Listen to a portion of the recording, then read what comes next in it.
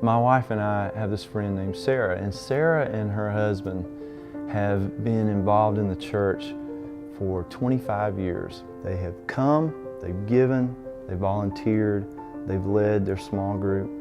And a couple of years ago, we had this conversation with her, and she said, you know, we have done these things faithfully for 25 years, and she said, I don't feel like my heart is any different than it was whenever we started. And so I began to think about that because I'm a church guy. I've been in the church my whole life.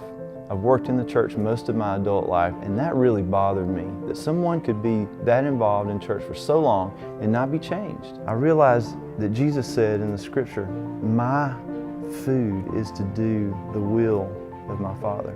The scripture also says that we were created for good works, which God prepared beforehand that we should walk in. And so I realized that our churches, they're all about education. So you come Sunday morning and there's teaching. You come Sunday night and there's teaching. You come Wednesday night, there's teaching. You have Bible studies. You want to join the church, you come and you take a class. It's all about education. But the problem is, Christianity is not about education.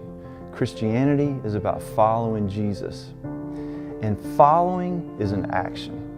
You cannot follow Jesus without taking an action. So I began to realize that what our problem is that we take that first step of faith and then we just stay there. We don't move beyond that. But we need to move beyond that.